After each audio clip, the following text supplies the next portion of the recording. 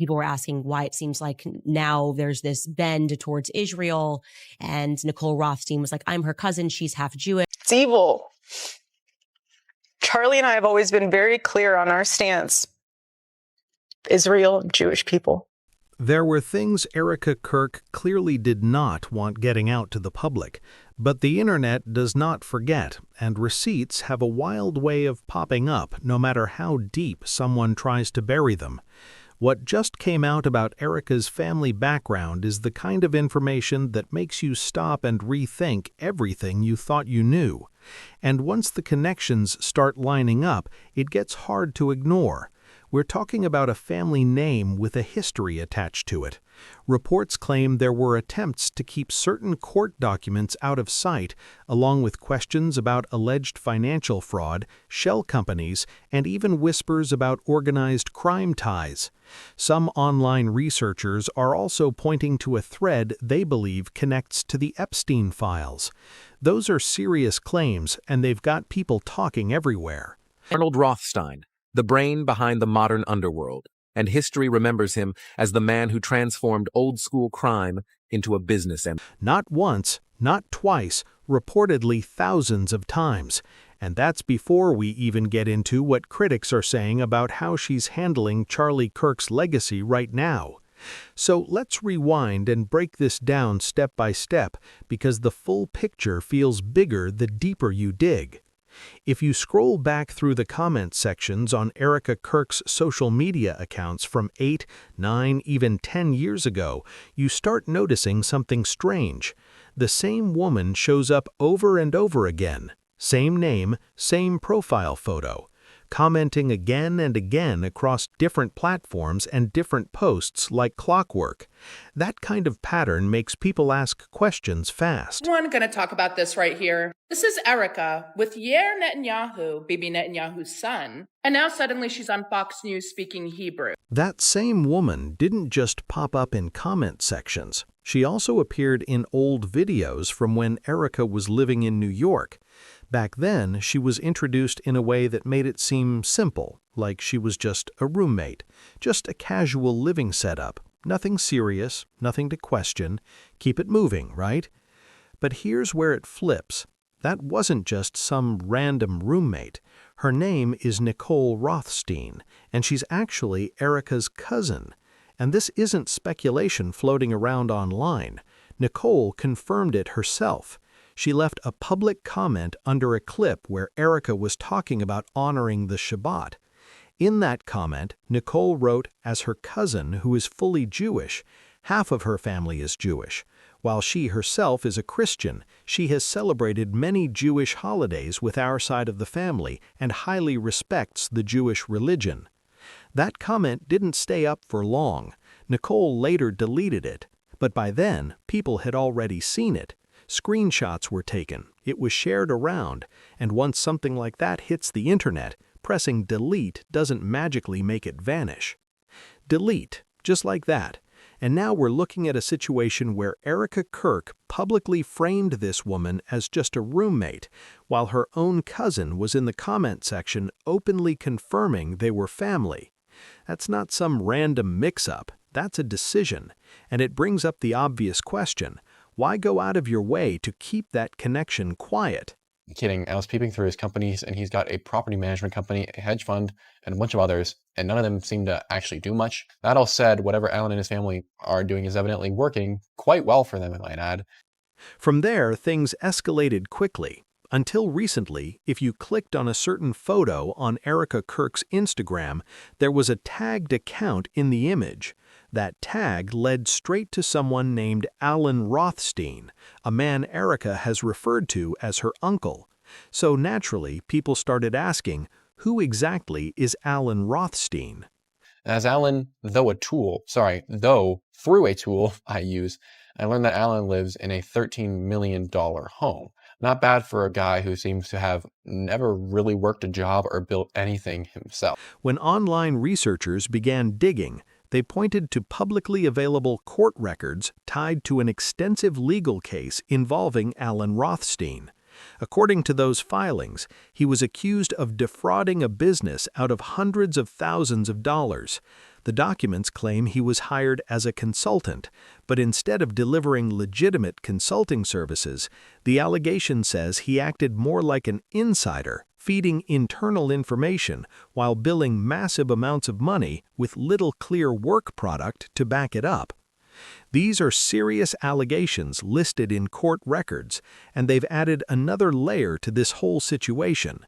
When you connect that back to the earlier effort to downplay family ties, people online started questioning whether keeping certain relatives out of public view was intentional. The details in those filings gave critics even more to talk about, and once that tag was noticed, it opened the door to a whole new wave of scrutiny. And that family would be the Rothschilds. Indeed, I was rather surprised to see that the two families are related, and pretty directly, because all I had to do was scroll over to the side and boom, there it was. The Rothsteins and the Rothschilds, two infamous crime families, connected right next to one another. The court documents also mention tens of millions of dollars in disputed assets, along with financial statements that were allegedly inaccurate or misleading. The case itself is layered and complicated, but at the center of it, the allegations describe someone who reportedly knew exactly how to shift money around in ways that were tough to track and even tougher to explain. When independent researchers began mapping out the network of business entities connected to Alan Rothstein, even more questions popped up. His name has been linked to multiple companies, ranging from property management groups to hedge funds, and then to other entities that are much harder to clearly define. That wide range alone raised eyebrows. What really caught attention, though, was how these companies appear online. Take his phone Friday night, Shabbat Shalom, throw it in the junk drawer, and he would come in, open the junk drawer. Everyone has a junk drawer. Open the junk drawer, said Shabbat Shalom, put it in there, turn the phone off, slam the door. And on Friday night, when he would get home from work, he would turn off his phone and he would shove it in the junk drawer and he would say Shabbat Shalom. Many of them have almost no digital footprint, no active websites, no clear list of services, no visible customer base, no obvious product. Nothing that screams active, public-facing business. They just seem to exist on paper, sometimes for years at a time, without much public explanation as to why. To critics following the paper trail, that pattern felt unusual. Businesses usually leave some kind of mark if they're operating in a normal, transparent way. But in this case, the limited visibility has only added more curiosity and more scrutiny around how and why these entities were set up in the first place. Now, let's be clear and fair about this. Are shell companies automatically illegal? No. That needs to be said straight up. There are legitimate reasons businesses use shell companies, and simply having one does not prove any kind of wrongdoing. But here's the other side of that coin. Shell companies are also widely documented as tools that can be used to move money in ways that reduce transparency. That's not wild speculation. That's something financial investigators have talked about for years. So when you place the existence of those entities next to the fraud allegations outlined in the court filings, and then factor in Erika Kirk's apparent effort to publicly distance herself from this branch of her family, people start connecting dots quickly. And here's where the story takes another sharp turn. Alan Rothstein isn't even the biggest name associated with the Rothstein family. Not even close. The name that carries the most historical weight is Arnold Rothstein. He was known as one of the most influential organized crime figures in early 20th century American history. Arnold Rothstein wasn't known for street-level violence or acting like a reckless gangster. He operated differently. He was described by historians as a strategist, a financial mind, someone who understood how money, information, and influence could be leveraged in powerful ways. Instead of being on the front lines, he allegedly positioned himself several layers removed from direct criminal acts. He built networks, he financed operations, he created systems that allowed him to maintain distance while still holding influence. Now, to be clear, sharing a last name does not automatically mean someone is directly connected to another person's actions or history. But when that surname carries such a heavy reputation, and when other controversies are already in the mix, it adds another layer that gets people talking fast. I gotta be careful the way I say this. The Israeli government has a mandate they're gonna try to ethnically cleanse Gaza. During Prohibition, he wasn't scrambling to figure things out like everyone else. While other crime figures were still trying to understand how to profit from the alcohol ban, Arnold Rothstein was already way ahead of the game. Reports say he locked in massive profits through the illegal alcohol trade before most of his competitors even realized how big the opportunity was. He didn't move like a typical gangster from that era. Historians often describe him as operating more like a corporate executive than a street criminal. That calculated, business-style approach made him both highly effective and extremely dangerous in the world he was involved in. He focused on structure, planning, and staying insulated from direct exposure. He was also indicted in connection with the alleged fixing of the 1919 World Series, one of the most infamous scandals in American sports history. The accusation alone shocked the country, but despite being indicted, he was never convicted. And here's the part that really caught attention. According to historical accounts, testimony from several players who had appeared before a grand jury, testimony that could have played a key role in the case, reportedly disappeared, just like that. No clear explanation, no public trace. That detail has fueled debate and suspicion for decades, and it still makes people raise an eyebrow when they read about it. That's not some tiny footnote buried in history books. That detail says a lot about the level of reach and influence Arnold Rothstein was believed to have built at the time. When key testimony in a major case reportedly vanishes without explanation, people naturally start questioning how deep that power really went. Now, for some, the name Rothstein sparks a different kind of recognition. It reminds them of a much older and widely discussed family name that has been surrounded by historical debate and controversy for generations. Over the years, various researchers and commentators have tried to draw links between powerful banking families and claims involving currency control, economic shifts, and major global events stretching back centuries. It's important to separate documented history from broad theories, but the fact that these conversations keep resurfacing shows how certain last names can carry weight far beyond one individual. According to research shared by Project Constitution, the Rothstein family that Erika is connected to and this other widely discussed family are claimed to be closely related. If that claim is accurate, it adds yet another twist to a situation that already feels layered and complicated. But here's where supporters of this theory say it becomes directly relevant to Erika Kirk, not just some distant historical reference. Researchers who have reviewed publicly released Epstein-related court documents argue that both of these family names appear throughout those files. They claim the names show up repeatedly across records tied to the case. That said, being mentioned in large document dumps does not automatically mean wrongdoing. Court files often contain thousands of names, including associates, contacts, and individuals referenced in passing. Still, when people see familiar last names appearing over and over again in controversial records, it naturally raises eyebrows. Now place that into the wider context of everything already discussed about Erika Kirk, and you can see why online conversations have intensified fast.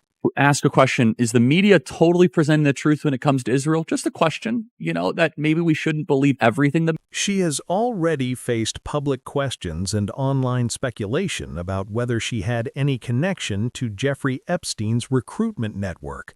Her name has circulated in those conversations before, even though no official charges have been filed against her related to those claims. Still, once a name enters that kind of discussion, it tends to stick. Her past work in programs involving vulnerable youth overseas has also been examined through that same critical lens by online commentators. On top of that, her past association with the Corcoran Group, a real estate firm that has been publicly reported to have handled properties later linked to Epstein, has been pointed out in articles and social media threads. Now add in the reported family connections to surnames that researchers say appear repeatedly in Epstein-related court documents, and you can see why the speculation keeps building. To be fair, each one of those details on its own could have a separate explanation. Associations do not automatically equal involvement, but when people line them up side by side, some see a pattern they're not quick to dismiss, especially since Erika herself has reportedly said in the past that people should not believe in coincidences. Hate is hate. It's evil. Charlie and I have always been very clear on our stance. Israel, Jewish people. It's awful. And that leads to another issue that has been quietly weighing on many supporters of Charlie Kirk, particularly when they look at Erika's actions and public posture following his death. Awful. Anti-Semitism is what healing factor comes out of hating Jewish people? Charlie always would say very clearly, Jew hate was brain rot. And this is where things start to click for a lot of people, especially after everything we just walked through. Erika Kirk has publicly pushed a very specific narrative about Charlie. She has claimed that he regularly used the phrase Shabbat Shalom, presenting it as something he said often and something that reflected his personal values. She hasn't mentioned it just once. She has repeated it multiple times in interviews and public statements, making it sound like it was a normal, routine part of how Charlie spoke. That detail has stood out to many longtime followers. Because here's the simple question supporters keep asking. The people who watched his speeches, streamed his content, attended his live events, and listened to hours of his interviews want to know, did anyone actually hear Charlie say those words, aside from Erika? That question alone has sparked a wave of debate online. Shabbat Shalom is a traditional Jewish greeting. It's not commonly used in Christian settings, even among Christians who observe a Sabbath on Saturday or Sunday as part of their faith practice. The phrase is rooted in Jewish religious and cultural tradition. That's simply a factual distinction. So that's why some followers are asking, why is Erika so firm about the idea that Charlie said it regularly? If this was truly part of his routine language, people wonder where the public examples are. It's a question that keeps coming up in comment sections and discussion threads. There are plenty of video clips of Charlie Kirk speaking at events, giving interviews, and posting online. His Christian faith was front and center in how he expressed himself. That much is clear from his own words. In the period leading up to his death, he was also becoming more outspoken on certain cultural and political issues, and his messaging reflected that strongly. According to some longtime viewers, in the months before his death, Charlie seemed more intense and even frustrated at times, the kind of frustration that made supporters wonder if pressure was building behind the scenes, out of public view. That's how some people who followed him closely describe it. So here's the question many of them are now wrestling with. If Erika truly loved Charlie and supported his mission, if she genuinely believed in what he was building, why present a version of him that, in their view, softens his outspoken Christian identity while highlighting a connection to a different religious tradition? Why reshape the tone of his legacy at all? These are serious accusations being discussed online, and they should be framed carefully. Some followers are claiming that Erika appears to be reframing Charlie's legacy, not simply preserving it, not just sharing memories, but adjusting the emphasis in a way they feel doesn't fully reflect how he publicly identified himself. That does not automatically prove intent. Grief can affect how people speak about loved ones. Memories can be selective. But critics argue that there is extensive video of Charlie's own words, speeches, and interviews available for anyone to review. They believe his beliefs and priorities were clearly documented in his own voice. Because of that, some are questioning whether the current narrative matches the public record, and that tension between archived footage and present-day storytelling is what's driving so much of the debate right now. The people sounding the alarm are now asking the next obvious questions. What was Charlie beginning to call out or criticize publicly before he died? What had him looking so visibly frustrated in those final months? Was there pressure coming from somewhere behind the scenes? And if so, from who? Then comes the harder question critics are raising. Why would the person closest to him, the one who says she loved him deeply, appear to be softening or redirecting parts of the message he was leaving behind? Why adjust the narrative at all? When you zoom out and look at everything that's been laid out in this story, supporters say the pieces feel connected. They point to Erika's previously undisclosed family ties to the Rothstein name, a surname associated historically with legal controversies, fraud allegations in court records, complex business entities, and infamous figures from over a century ago. They also reference the reported family links to names that researchers say appear repeatedly in Epstein-related document releases. And then there are additional allegations that have circulated online, including claims about inappropriate communication involving a minor. It's important to state clearly that allegations are not convictions, and claims shared online require verification. But taken together, these points are what critics say are driving their concern and fueling the growing scrutiny. Critics are also pointing to several other issues they believe deserve attention. They mention reports of an IRS review involving TPUSA's finances. They bring up the past connection to the Corcoran Group. They reference a Zoom call clip where Erika was seen laughing while discussing money generated from her husband's memorial, a moment that some viewers found uncomfortable. There are also claims about internal whistleblowers being silenced, along with questions surrounding a Europe recruitment trip that reportedly took place while other allegations were already circulating. And now, on top of all that, there's the accusation that Charlie Kirk's legacy is being reshaped in a way that downplays his Christian faith. Supporters argue that each issue on its own might have a reasonable explanation, but taken together, they see a pattern. They see consistency. They see connections that, in their view, are too aligned to ignore. Erika herself has reportedly said that people should not believe in coincidences. Now, critics say they're applying that same standard to the situation as it unfolds. They argue that the more carefully the narrative appears managed, the more inconsistencies they believe they spot. As more archived clips, documents, and screenshots circulate, the public conversation has only grown louder. Supporters, critics, and observers alike are continuing to watch closely. And this story, at least for now, shows no signs of fading from public debate.